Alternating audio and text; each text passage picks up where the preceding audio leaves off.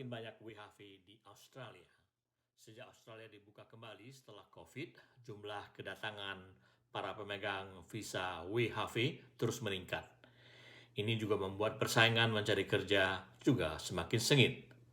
Halo, nama saya Sastra Wijaya dari Melbourne, Australia.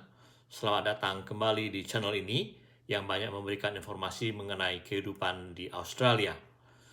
Kali ini saya akan kembali membicarakan soal WHV yang merupakan singkatan dari dua hal, yaitu Work and Holiday Visa ataupun Working Holiday Visa. Apa bedanya? Nanti saya jelaskan di belakang karena saya sudah pernah membuat video terpisah mengenai beda visa tersebut. Kita mulai dengan data terbaru dahulu mengenai pemberian visa WHV yang dikeluarkan oleh pemerintah Australia. Seperti Anda ketahui bahwa tahun keuangan di Australia akan berakhir 30 Juni. Sehingga mulai 1 Juli adalah tahun keuangan baru. Sehingga kemudian semua kuota berkenaan dengan WHV misalnya akan dimulai lagi. Dari data yang sudah ada, pemberian visa WHV sampai bulan Maret lalu untuk keseluruhan sudah mencapai angka 200.180 orang. Padahal dari Maret sampai Juni masih ada sekitar 3 bulan. Jadi angka pemberian visa WHV akan lebih tinggi dari tahun-tahun sebelumnya. Setelah Australia dibuka kembali tahun 2022, jumlah WHV yang disetujui tahun itu, tahun keuangan 2022-2023 adalah 178.000 orang. Di tahun berikutnya, angka tersebut meningkat lagi menjadi 194.000 orang, menurut laporan media ABC. Ingat, ini baru angka dari WHV saja. Data terbaru yang dikeluarkan minggu ini menunjukkan bahwa secara keseluruhan ada lebih dari 300.000 orang yang datang ke Australia dalam setahun terakhir. Mereka ini di luar dari pemegang visa WHV. Jadi keseluruhannya ada sekitar 500.000 orang yang tiba di Australia. Artinya apa? Artinya adalah bahwa persaingan untuk mendapatkan pekerjaan juga semakin sengit. Bagaimana dengan Indonesia?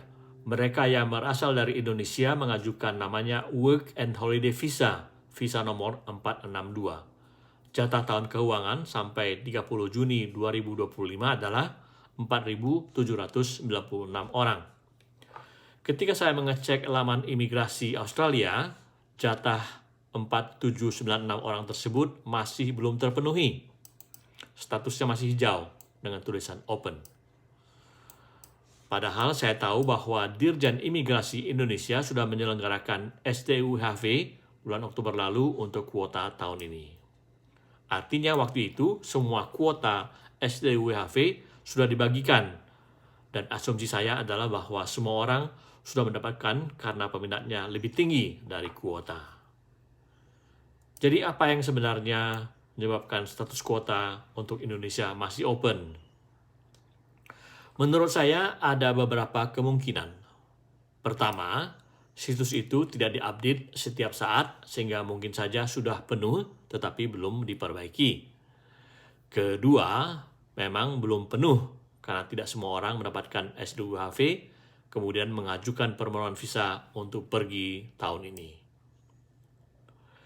Saya tidak tahu persis mana yang terjadi, namun dari sebuah komentar di Facebook setelah saya juga posting hal yang sama, ada yang mengatakan bahwa beberapa pemegang SDUHV yang dia tahu belum mengajukan permohonan visa. Itu disebabkan karena mereka khawatir akan mendapatkan pengecekan random soal dana yang harus dimiliki, yaitu sekitar $5.000 Australia atau sekitar 52 juta rupiah.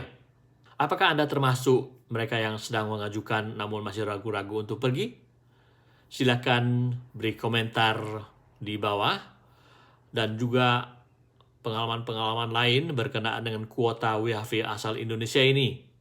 Apakah memang masih ada sisa yang belum terpenuhi dari kuota yang sudah dikeluarkan? Persyaratan dana sebanyak $5.000 Australia memang merupakan salah satu yang utama. Ini adalah usaha pemerintah Australia memastikan bahwa ketika Anda tiba di sini, Anda memiliki dana untuk dibelanjakan sebelum misalnya mendapatkan kerja. Soalnya namanya kan juga work and holiday visa, bekerja dan ataupun berlibur. Jadi ketika Anda tiba di sini, besar kemungkinan Anda tidak akan bisa langsung bekerja. Mungkin Anda harus mengurus berbagai dokumen seperti pembukaan akun bank dan berbagai hal lain, dan juga melamar berbagai pekerjaan yang ada.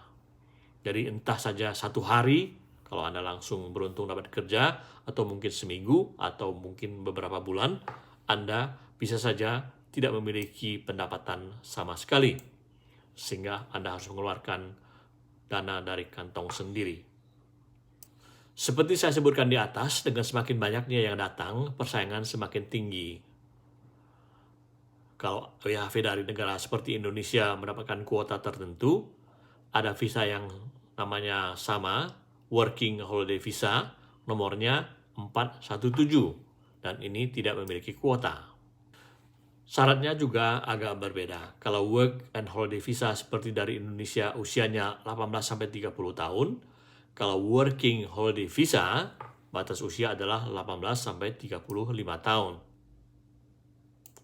Asalnya adalah negara-negara seperti Inggris, Irlandia, beberapa negara Eropa, Jepang, Taiwan, Korea Selatan, Hong Kong, Kanada, dan jumlah mereka tidak terbatas. Itulah sebabnya kemudian sekarang jumlahnya terus meningkat. Dan juga berkenaan dengan pemegang visa WHV asal Inggris, mereka tidak lagi harus bekerja di kawasan regional selama 88 hari seperti sebelumnya, untuk bisa kemudian menjadi syarat untuk tahun kedua. Karena itu mereka bisa bekerja di mana saja mereka mau. Dan itu sebagian besar tentu memilih kerja di kota-kota besar. Oleh karena itu, persaingan mencari kerja di kota besar pun semakin meningkat. Karena di kota-kota besar, selain mereka, juga para mahasiswa internasional sebagian perlu mencari kerja untuk membiayai kehidupan mereka. Nah, informasi terbaru yang saya sampaikan ini bukan bermaksud untuk menakut-nakuti mereka yang mau datang menggunakan visa WHV asal Indonesia. Lebih pada bahwa Anda perlu melakukan persiapan yang lebih baik.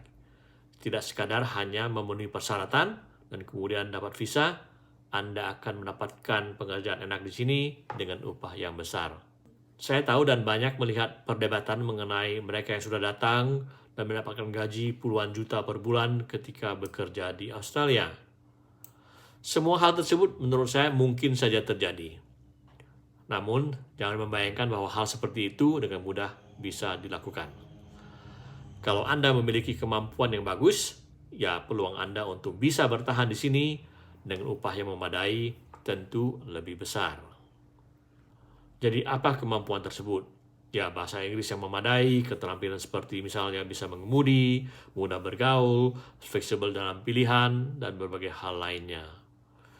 Nah, itu saja update terbaru dari saya mengenai Work and Holiday Visa. Persiapkan diri Anda sebaik mungkin. Dan bagi mereka yang nantinya datang, semoga Anda berhasil dengan baik di Australia.